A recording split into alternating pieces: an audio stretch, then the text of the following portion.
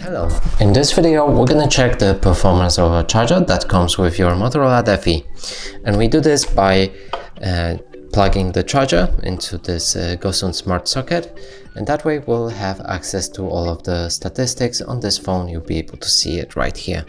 So now let's plug in this socket into the power source, then the charger cable to the charger, and now to the phone.